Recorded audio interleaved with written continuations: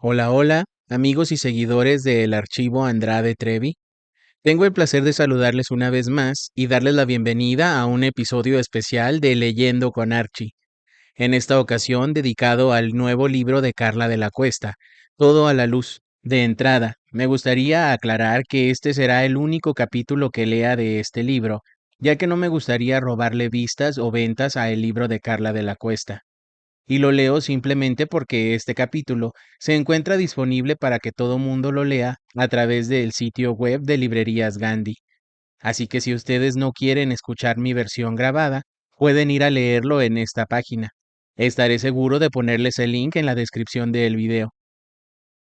No olviden preordenar este libro y escuchar el testimonio de esta víctima de Sergio Andrade, así como también en este perfil hemos escuchado los testimonios de Aline Hernández, Karina Yapor, Gloria Trevi, Mari Boquitas, Liliana Regueiro y todas las chicas las cuales han hecho declaraciones públicas, ya sea en libros, series, podcast, películas, entrevistas o diferentes proyectos comerciales. Sin más ni más, los dejo con la introducción y el capítulo número 1 de Todo a la Luz, de Carla de la Cuesta. Todo a la Luz, por Carla de la Cuesta. El caso criminal que México dejó en la oscuridad. Introducción. La justicia tiene que ver con la verdad, y en cierto sentido, es la victoria de la verdad. Bernard Williams. En 1989, la industria del espectáculo posicionó a Gloria Trevi como un fenómeno musical que marcaría la historia del entretenimiento mexicano, con una irreverencia no vista en los escenarios hasta ese momento. Las letras de sus canciones pudieron haberse escrito con el fin de conectar con un público principalmente adolescente e infantil, mezclado con rebeldía e ingenuidad, para reflejar una necesidad generacional de ser entendidos, poseer una identidad personal y perseguir sueños propios. A la vista de todo lo que ha salido a la luz sobre los abusos y tortura sexual a tantas adolescentes y jovencitas, resulta difícil no hacer una conexión con los contenidos de este fenómeno de la música pop, que en muchos casos eran explícitos, sexuales, con doble sentido, y algunos de sus performances con claras alusiones al sadomasoquismo, pretextando novedad e irreverencia juvenil. Parecían direccionar a sus seguidores y seguidoras un mensaje disruptivo de supuesto empoderamiento en el caso femenino, y mostrar la capacidad de cada niña, mujer, de ser libre en su sexualidad y en sus decisiones de vida. El vertiginoso ascenso de la carrera de Gloria Trevi dio como resultado muchos otros proyectos que produjeron generosos dividendos para la industria del espectáculo, como por ejemplo, películas, revistas y calendarios. Cada uno mostraba en la burbuja de esta industria una supuesta revolución musical y de ideas que incluso sorprendió, o al menos hizo levantar la mano, a los llamados intelectuales, quienes recularon en algún momento, guardaron silencio o fueron demandados por la propia Trevi. Carlos Reina escribió: Gloria Trevi era considerada un ícono generacional, no solo por Monsiváis, sino por otros intelectuales como Elena Poniatowska y Guadalupe Loaesa, quienes le dedicaron columnas y entrevistas cuando se les preguntaba sobre la figura de la revelación juvenil de los 90. No había duda, Gloria Trevi representaba lo nuevo, el anti-establishment, y estaba en la cima. Al salir del escándalo, Monsiváis eliminó por completo cualquier rastro que pudiera haber entre la Trevi y él. Eliminó la crónica, los dibujos, las fotos y guardó un silencio que solo le quitó una provocadora pregunta hecha por Sabina Berman. ¿Borrar a Gloria Trevi no es como una censura estalinista? Monsiváis respondió: No trato con quien me miente, no escribo de fantasmas, ya es un ser inexistente. Y cómo no, su mensaje era amplificado por los medios de comunicación poderosamente convincente, pero lo que no se analizaba, porque no se sabía, estaba escondido de manera perspicaz, o no estábamos preparados como sociedad para entenderlo. Es que detrás de ese asombroso fenómeno se encontraba el caso criminal, a mi parecer, más cruel de la historia del espectáculo hasta ahora conocido, no solo en nuestro país, no solo en Latinoamérica, sino me atrevería a decir que en el mundo entero. Es de vital importancia entender, sin embargo, que el personaje de la Trevi Probablemente jamás habría brillado de la manera en que lo hizo, si no fuera por su creador, el productor Sergio Andrade, reconocido en ese mundo de la actuación y del entretenimiento por sus composiciones y su desempeño en festivales musicales tan importantes como el de la OTI, Organización de Televisión Iberoamericana. En esa esfera de lo artístico, obtuvo un gran respeto por su atinada capacidad de crear éxitos para cantantes como Tiempos Mejores de Yuri, Suavemente de Cristal, Con tan pocos años de Lucero y Tierno de César Costa, entre otros tantos. Mucho se rumoraba de su temperamento y de su afición a las mujeres, pero lo que hoy puedo comprobar según las evidencias es que ya había clarísimos indicios de quién era él y en quiénes se convertirían juntos, como lo reveló Raúl Velasco en una entrevista. El reconocido conductor del programa Siempre en Domingo de Televisa declaró que Andrade nunca fue su amigo. Sin embargo, dijo que en los años de trabajo en el Festival OTI le fueron suficientes para darse cuenta de que era una persona enferma, a quien se le hacía muy normal la perdición y la promiscuidad sexual. Para mí, Sergio Andrade es un psicópata, y la Trevi es otra que reúne todas las características, expresó Velasco, porque nadie paró la monstruosidad evidente. Si la monstruosidad que le robó la vida a decenas de niñas, adolescentes y jóvenes, a quienes aún estando vivas, les costó la vida a ellas y a sus hijos, porque aun cuando la mayoría tiene hoy una existencia llena de amor y protección, nadie puede obviar ni minimizar las secuelas sufridas como víctimas a más de 2 décadas de que Sergio Andrade fuera detenido en Brasil junto con las personas que lo acompañaron por al menos 20 años, Gloria de Los Ángeles Treviño Ruiz y María Raquenel Portillo.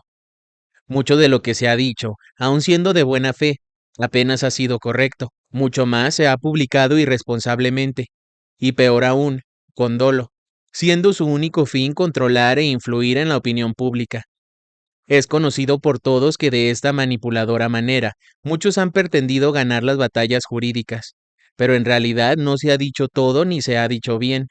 Las piezas revueltas a propósito quedaron así en nuestro país por conveniencia de distintos poderes fácticos, detrás de una inmune columna de humo que se perpetró entre jueces, ministerios públicos y abogados. Soy Carla de la Cuesta, abogada y activista de derechos humanos. Gracias a ambas actividades, hoy soy capaz de entender lo que viví como víctima de abuso y explotación, y también ayudar a otras mujeres, niñas y jóvenes que vivieron situaciones similares. Hace más de 30 años, en 1991, yo no sabía qué significaban palabras como coacción, engaño, violación, amenaza, acoso, explotación, violencia, tortura, esclavitud, adoctrinamiento, y no tenía por qué saberlo, ni mucho menos vivirlo, ni yo, ni las otras niñas, adolescentes y jovencitas. Nadie tendríamos que haber sufrido ninguna de esas acciones reprobables, tipificadas muchas de ellas como delitos. Un evento de fans de Gloria Trevi en la Ciudad de México marcó mi destino para siempre. Con cuánta ilusión asistí a ver en persona a la que se había convertido en un ícono musical. Imaginen la emoción que sentí cuando la otra chica de su equipo se acercó para preguntarme si quería hacer una audición para ser parte de sus coristas. Sergio Andrade, su reconocido manager y productor, nos recibiría en ese mismo momento. Pero además, Mari Boquitas, su famosa corista, nos llevaría a platicar en privado con Gloria. Ahí fue cuando tiraron la carnada, y la mordí. Para mí era como un sueño hecho realidad, mismo que se convirtió en una verdadera pesadilla que no ha terminado. A partir del año 2000, cuando la Interpol tocó a la puerta del departamento en Brasil donde me encontraba privada de mi libertad y de todos mis derechos, incluido el ser apartada de mi hija recién nacida, pude volver a casa con mis padres, pero el infierno no terminó. Solo se convirtió en uno diferente. Pese a estos precedentes tan relevantes, estamos hablando de un caso que generó un inmenso dolor para decenas de familias, que se ha tocado, manoseado y publicitado de una manera totalmente superficial y hasta frívola. Se trató como un escándalo, como si fuera solo un chisme más del mundo del espectáculo. Durante casi 3 décadas, el silencio ha marcado mi destino. La desproporcionada relación de poder de los victimarios sobre mí resultó aplastante y sepultó las palabras que se quedaron ahogadas en mi garganta, dando como resultado una historia de impunidad e injusticia que prevalece hasta la actualidad. Cansada de callar, me preparé para alzar la voz, y estoy lista. Me hice experta en el delito de trata de personas y logré entender a detalle lo que habíamos vivido, así como la manera en la cual el Estado mexicano hizo caso omiso y minimizó la gravedad de los brutales hechos de manera pública e irresponsable, causando una severa revictimización que todavía nos afecta. Viajé junto con otras organizaciones a la sede de la ONU en Ginebra, Suiza, para hacer escuchar mi voz en el foro Human Rights and Modern Slavery 2017, Derechos Humanos y Esclavitud Moderna 2017. Mi abogado hizo hincapié en dos palabras que cambiarían mi vida para siempre y que se convertirían en mi misión y visión: verdad y justicia. Esas dos palabras significan dos derechos, reconocidos internacionalmente, esenciales para las víctimas que nos fueron negados, en nuestro caso por más de 20 años. Al conectar con ellas, dentro de mí, supe que la ausencia de estos era lo que formaba ese hueco en mi corazón, que me provocaba tristeza y desesperanza. Es una herida que me ha acompañado todos estos años, una sensación de vacío que me ha resultado inexplicable, y no creí que nadie más pudiera entender. Soy sobreviviente porque estoy viva, pero ya no sobrevivo. Ahora soy más fuerte, más valiente, conozco las leyes y sé cuáles son mis derechos. Y sí, soy víctima y siempre lo seré, porque nada puede borrar lo ocurrido. En 2018, mi abogado pudo conocer algunos detalles del expediente y me citó en un restaurante en el centro de la ciudad. Lo que me dijo fue muy conmovedor. Carlita, si yo fuera tu papá, no sé si me hubiera podido contener. Creo que lo impactó tanto conocer lo muy poco que se sabía hasta ese momento, que se convirtió junto con su familia en un pilar para poder ponernos de pie. En ese entonces yo todavía no tenía la capacidad de hablar nada de mi historia, y era profundamente sensible, por lo que nuestras pláticas al respecto estaban llenas de lágrimas y sentimientos encontrados. Todos estos años me había sentido sola, desprotegida, sin encontrar a quien tuviera compasión o empatía por nuestro dolor. Jamás olvidaré sus palabras porque me abrieron un camino de justicia, verdad, memoria y libertad. En aquella ocasión, acordamos iniciar las gestiones necesarias para obtener el expediente completo, después de casi un año de múltiples trámites, viajes a Chihuahua para la solicitud final. Tuve que entrar nuevamente a la penitenciaría del Estado, asaltada por los recuerdos de aquella impunidad incesante con que se nos intentó aplastar. Pero vencí a los demonios y finalmente conseguimos el documento. El envío de todos los tomos del expediente a la Ciudad de México fue otro reto. Pesaron exactamente 1 tonelada. Sí, 1 tonelada de papeles acumulados. Y sin embargo, un juez no fue capaz de encontrar en ellos las pruebas suficientes contra las personas involucradas.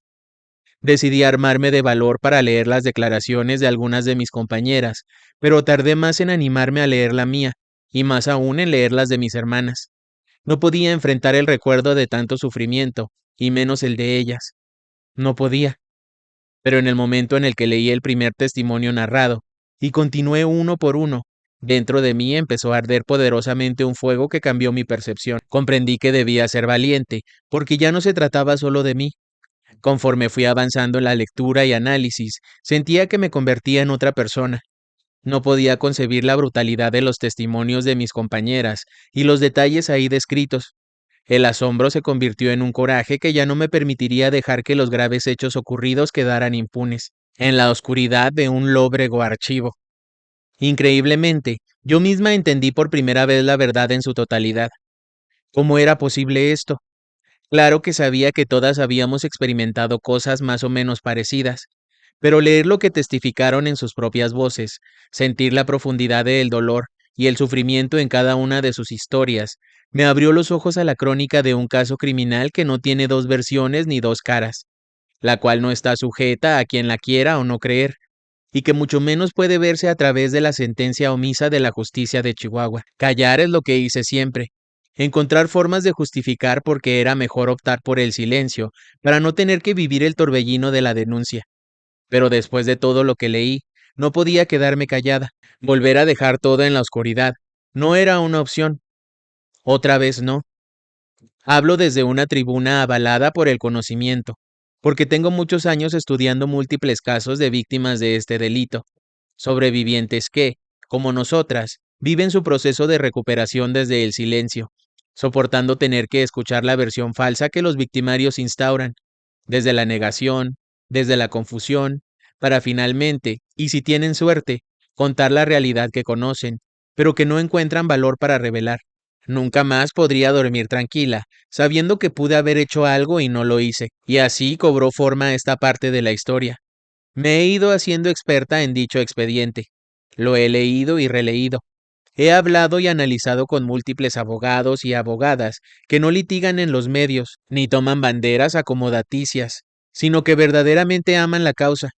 Dialogué con una gran cantidad de activistas, expertos y expertas en trata de personas y delitos similares para escuchar, de cada uno por separado, su importante opinión. Conversamos no solo sobre los hechos y probables responsables. Yo necesitaba tener claro si en el año 2000, en México, existían los suficientes recursos jurídicos para proceder. Hice resúmenes, tablas, mapas mentales y todo lo necesario para ordenar documentos, así como mi mente y mis emociones. Quería estar segura de que cada palabra que dijera estuviera acompañada de una verdad jurídica, y no solamente de mi dolor o de mi miedo. Este es un trabajo periodístico de investigación y análisis jurídico. Es mi deseo que sea la plataforma en que las víctimas de estos delitos tan deleznables puedan subirse y abrir sus alas, para que sean capaces de respirar profundo y vislumbrar un camino que ilumine el trayecto hacia la verdad y la justicia. Deseo que al conocer a fondo este caso, lo que de verdad sucedió, se llenen de valor para nombrar lo que tiene que ser nombrado, para buscar ayuda y sanar. Pero no basta con perdonar, hay que sanar desde la acción, desde la denuncia, desde el reconocimiento de lo que ha pasado y que no podemos seguir permitiendo que siga pasando, por nosotras y por todas. Sé muy bien por experiencia que cuando las víctimas no tienen la suficiente información jurídica de qué es o cómo se llama cada hecho ocurrido, tienden a justificarlo, a minimizarlo o incluso a pasarlo por alto. Como no lo pueden nombrar, no lo identifican. Eso me pasó a mí. Y por eso, 18 años después de los hechos, estudié a fondo el expediente que nos había reducido a simples hojas de papel archivadas, pero que esconde las terribles historias de las víctimas de abusos, torturas, esclavitud y explotación. Lo ocurrido no se reduce a un chisme del espectáculo, pero sí revela la complicidad del mundo artístico, no solo como perpetrador, sino como encubridor.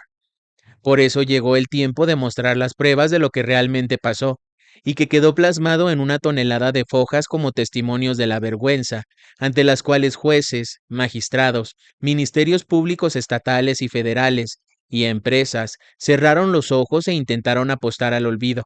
Colocaron bajo llave los expedientes y los promovieron en los medios para su juicio y escrutinio público, con lo que consiguieron solo la exposición exacerbada de esas niñas, adolescentes y jóvenes y su revictimización, con lo que pretendieron robarle la calidad de un verdadero y brutal caso criminal.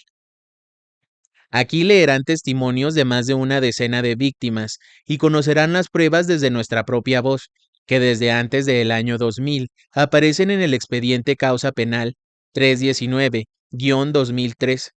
Sin proponérnoslo, terminamos elaborando así una radiografía precisa de ese mecanismo de atrocidades construido por Sergio Andrade y sus probables copartícipes, con el que a por lo menos 40 víctimas nos hicieron perder la claridad, la conciencia y nuestra integridad. Las pruebas ahí estaban, los delitos existían, la voluntad del Estado, no. Tal vez muchos han escuchado o visto en entrevistas con detalles y datos que leerán a continuación. Pero por favor, esta vez les pido que lean desde una perspectiva totalmente distinta. Lo que agrava dramáticamente esto es que lo van a conocer o recordar. Cada línea, cada frase, cada palabra de dolor, cada hecho desgarrador, fue lo que las autoridades ministeriales y judiciales escucharon. Y pese a eso, nos dejaron en total desprotección. No pretendo exhibir aún más el dolor de las víctimas, de quienes sus nombres están parcialmente cubiertos, aun cuando todos son públicos, o poner en la mesa de discusión de quién o quiénes pudieran ser responsables. El fin de este trabajo es mostrar, con claridad absoluta, más allá de toda duda razonable, las múltiples violaciones del Estado mexicano, el cual debió prevenir que todo esto ocurriera. frenar la comisión de delitos cuando comenzaron a conocerse los hechos e investigarlos cuando le fueron presentados por primera vez mediante una denuncia penal desde 1998 y que la entonces Procuraduría General de Justicia del Distrito Federal, lejos de investigar, archivó y perpetuó. Y tras una orden de búsqueda y captura internacional que derivó en extradición, el Poder Judicial en Chihuahua no se comprometió con la justicia, sino por el contrario, fue la llave en la cerradura que pretendió garantizar la impunidad y que por lo tanto evidencia la vergonzosa radiografía del caso criminal que México dejó en la oscuridad. El tiempo cambió y no habrá intimidación o amenaza que logre perpetuar mi silencio. Ha llegado el momento de mostrar lo que ha sido ocultado, y espero que suene y retumbe hasta donde tenga que escucharse, que dinamite los muros de la mentira y de la impunidad, porque la verdad y la justicia tienen que salir a la luz. Hoy sé que hay un mundo entero que puede entender que no estoy trabajando en contra de alguien, sino a favor de algo, eso que ha formado un hueco en el corazón de cada víctima y que solo puede llenarse con el cumplimiento de dos derechos: verdad y justicia. Capítulo 1. Brasil. El clímax de un caso criminal. Por instrucciones de Sergio, viajamos todos a Brasil. En diciembre de 1998, Sergio, Gloria, Mari, Caro, mi hermana menor, y yo volamos a Río de Janeiro. En ese momento mi hermana estaba embarazada. En uno de los hoteles donde nos hospedamos, le volví a decir a Sergio que me quería ir. Él mandó llamar a Caro y empezó a pegarle mientras me gritaba que era una prostituta. El dolor de verlo lastimarla así me paralizó y solo pude alcanzar a decirle que no me iría. Entonces me exigió poner por escrito que lo amaba, con todo y firma. Se lo escribí, pero no quise firmarlo. Me amenazó con seguir golpeando a mi hermana si no lo firmaba, que cómo era posible que yo prefiriera eso. Finalmente hice lo que me ordenó. Declaración de Caro. 24 de octubre del 2000, 10 horas. Aquiles Cerdán, Chihuahua. En una ocasión, Carla estaba castigada sin poder moverse en un pasillo del cuarto. Pasó Mari y le dijo a Sergio que había visto a Carla muy pensativa, lo cual para Sergio significaba que Carla se quería ir y que estaba planeando escaparse. Cuando Sergio mandó llamar a Carla, me dijo a mí que me sentara en una silla a su lado, estando aproximadamente con 5 meses de embarazo, y le preguntó a Carla que qué estaba pensando. Después de insistir, le dijo a Sergio que la verdad estaba pensando que tal vez lo mejor sería irse, ante lo cual Sergio empezó a golpearme con la mano hasta que le preguntó a Carla si quería insistir en irse, para que me terminara matando a golpes aún estando yo embarazada, lo cual me pasaba constantemente cuando Sergio quería presionar a otra persona.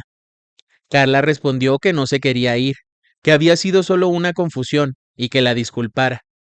Así que Sergio me volvió a pegar y le dijo a Carla que para que no se le olvidara. Días después, Sergio rentó una casa en Pedra de Guaratiba, una población a 60 kilómetros al oriente de Río de Janeiro, cuyos alrededores nunca conocí. En esa casa, Andrade empezó a enseñarnos a tocar instrumentos típicos del país. A mí me tocó aprender la zabumba, una especie de tambor que se colgaba en el cuerpo y se tocaba con una baqueta. No solo sirvió para tocar por horas las canciones cariocas más populares, sino para infligirnos los más terribles castigos. Recuerdo que los vecinos se quejaban, pues creían que tanto retumbar de tambores, sumado al hermetismo absoluto sobre las actividades de la casa, estaba relacionado con algún ritual oscuro. Mis esperanzas de ser libre no cesaban, pero como no encontraba manera de que me dejara ir, empecé a tratar ciertas cosas pensando que así lograría que me corriera. Por ejemplo, siempre estar de muy mala cara. No se nos permitía mostrar inconformidad, tristeza, enojo, etcétera. Cuando él me pedía corregir mi carácter, yo lo hacía de manera irónica y exagerada. Le sonreía falsamente para que él notara mi postura a como diera lugar. Como diario nos obligaba a escribirle cartas de al menos una cuartilla, diciéndole que lo amábamos, y encima que queríamos que nos golpeara. Yo le empecé a enviar pedacitos de papel mal cortado que solo decían, hola, te amo, lo cual encendía su coraje a niveles insospechados. Me decía que no fuera tonta, que a él Nadie le ganaba un tanto, y que si lo que yo estaba buscando era que me corriera, nunca lo iba a lograr. Pero estos no eran casos aislados. Lo intentaba una y otra vez. Declaración de L. Soledad. 10 de mayo del 2001. 10 horas. Aquiles Cerdán, Chihuahua. También recuerdo cuando Carla se escapó en Pedra de Guaratiba. En esos días la estuvo presionando mucho porque agarraba a Caro y la golpeaba. Y estaba embarazada, delante de todas, y la hacía sentir que era todo por su culpa. Y si ella no hacía lo que él decía, le iba a pasar algo a sus hermanas. Un día recuerdo que en una reunión que estábamos todas, dijo que si Carla se escapaba, o alguna de nosotras llegábamos a escaparnos e íbamos con la policía, que cuando fueran a buscarlos, él se iba a suicidar, y la que estuviera con él también.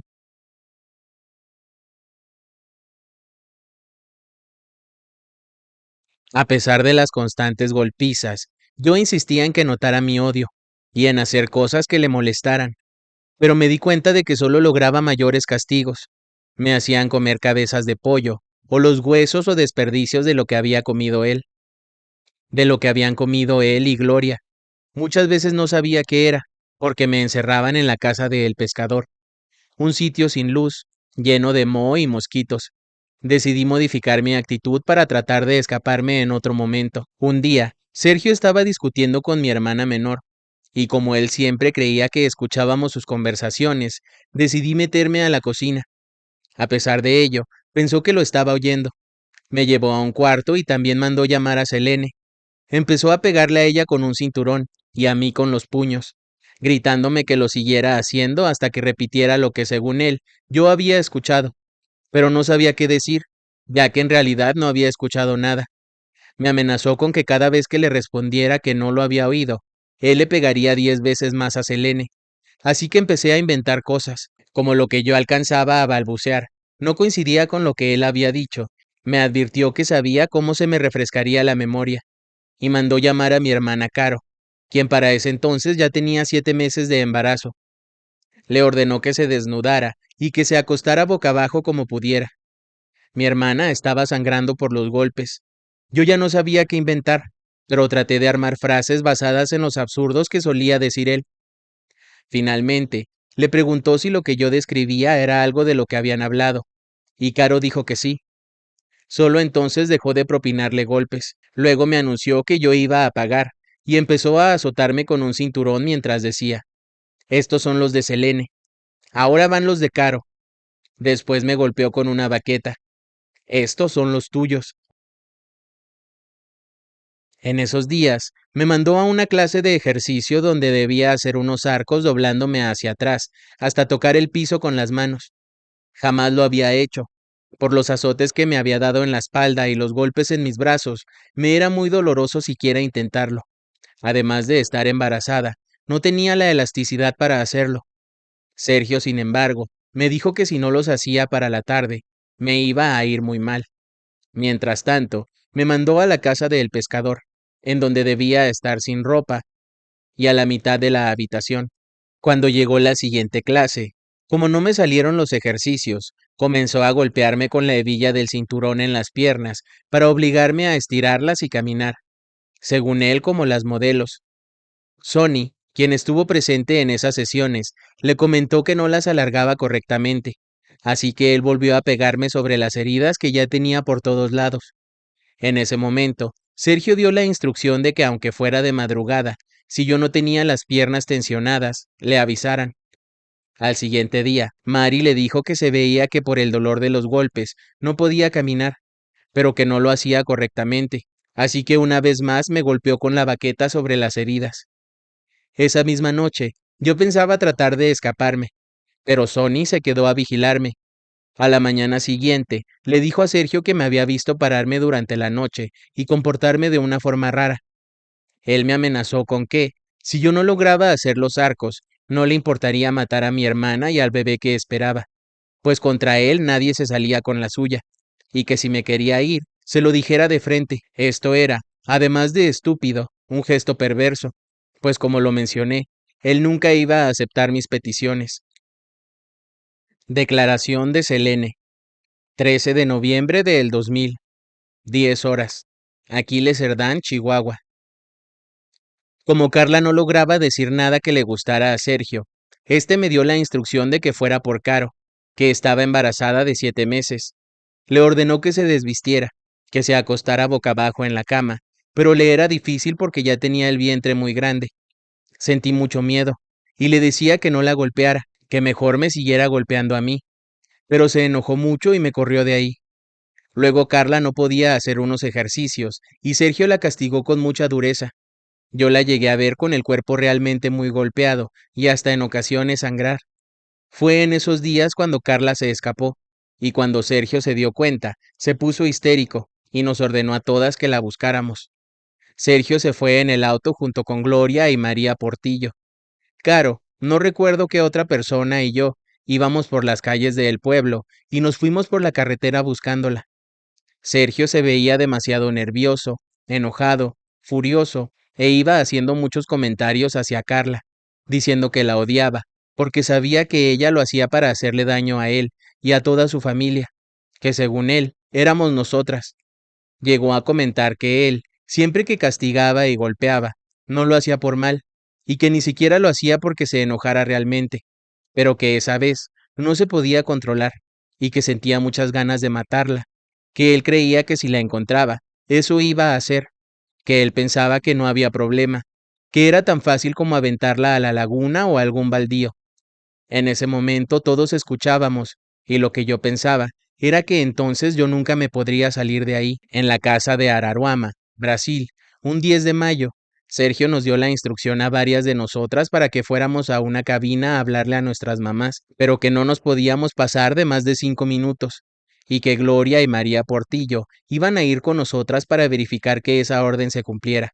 Y así lo hicimos. Yo hablé por teléfono a mi casa con Gloria presente. Ella me mostraba el reloj mientras yo hablaba, y cuando se cumplieron los 5 minutos me colgó el teléfono.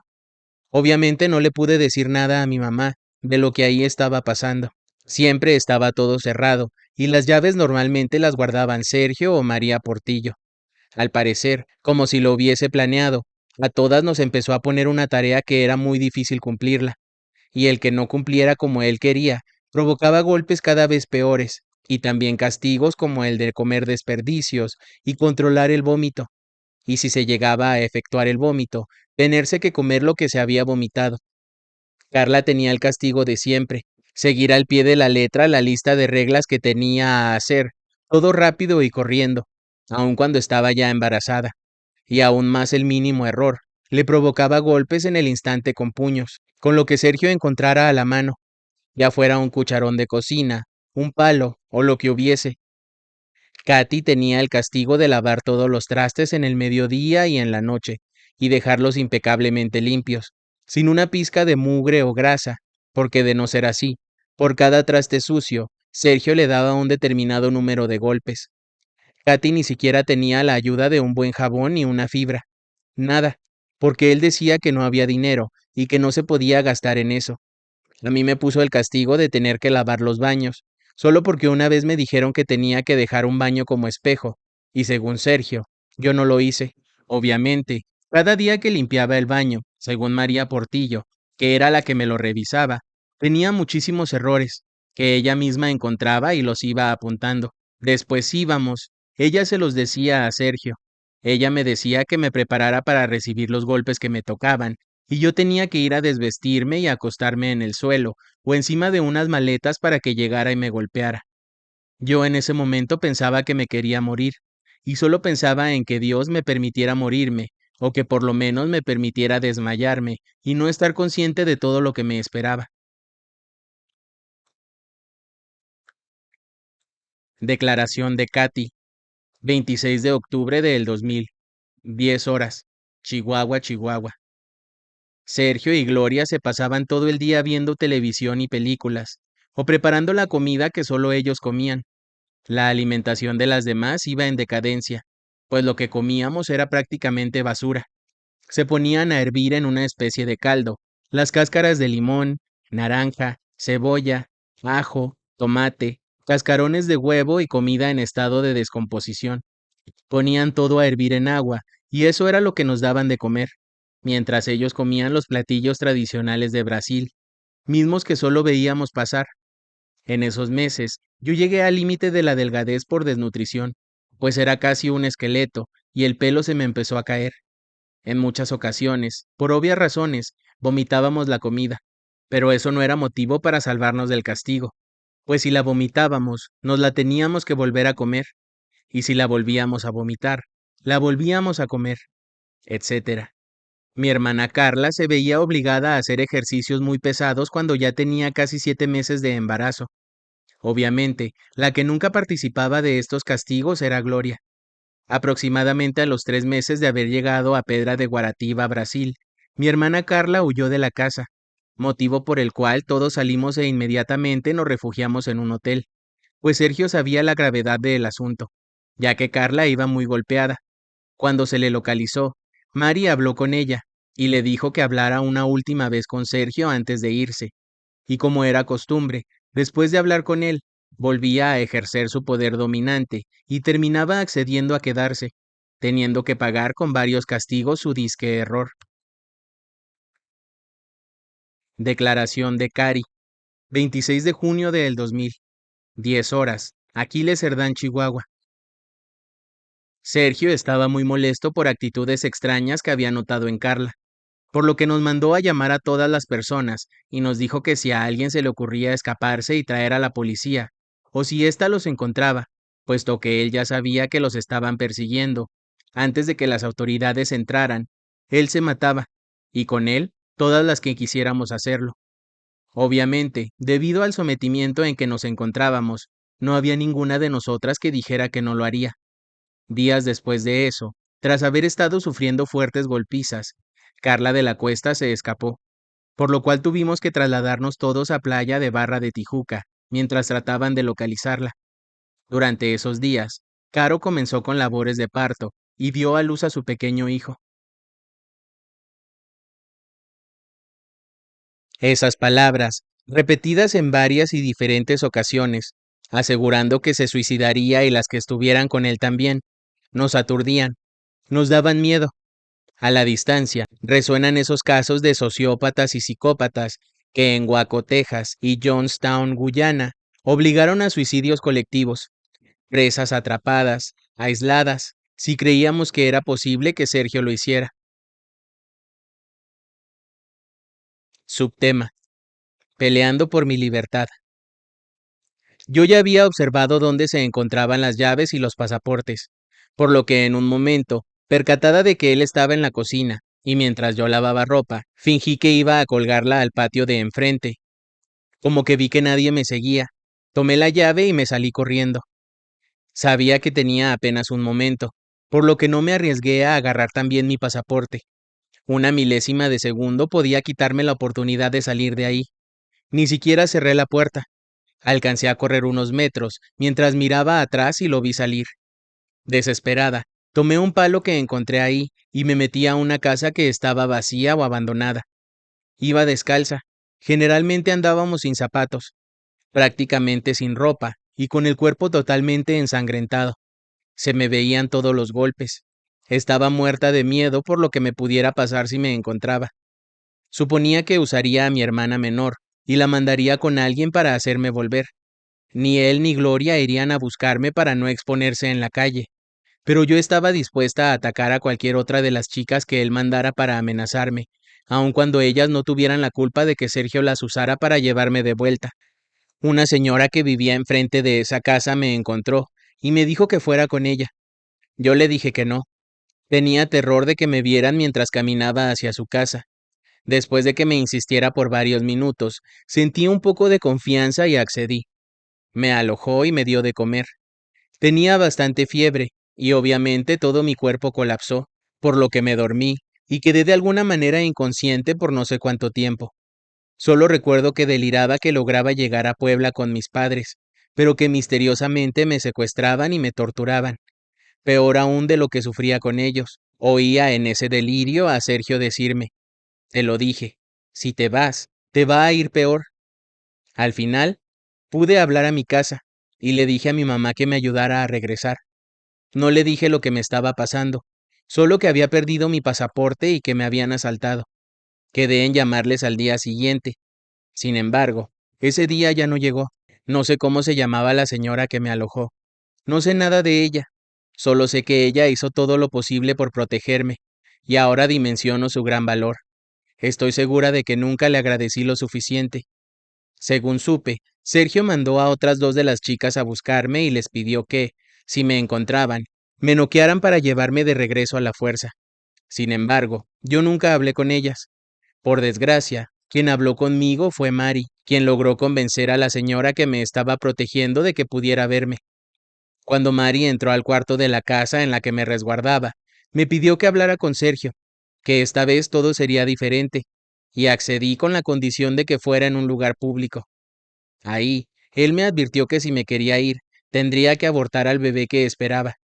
Obviamente me había engañado una vez más, pero además del miedo, del agotamiento físico y emocional, de alguna manera había perdido el contacto con la realidad hacía ya demasiado tiempo, y mi capacidad de razonar estaba mermada completamente, al grado de que pasaba por mi mente que, si regresaba a Puebla, como él me lo había advertido, me iría peor. Ahora, fuera de toda lógica, también tenía un profundo miedo de regresar a mi casa. Lo que realmente llegué a creer después de tanto desgaste físico y mental fue que Sergio, a través de una fuerza oscura, misteriosa y oculta, lograría que todo ese mal con el que me amenazaba me alcanzara, solo por haberlo desobedecido. Subtema: la caja, golpes y cartas. Sergio era un ser despiadado. Por ejemplo, a los bebés que nacían dentro del grupo, si eran niños, los regalaba. Y si eran niñas, además de sufrir los mismos maltratos que nosotras, como había pasado con otras pequeñitas nacidas ahí, él terminaría abusando de ellas.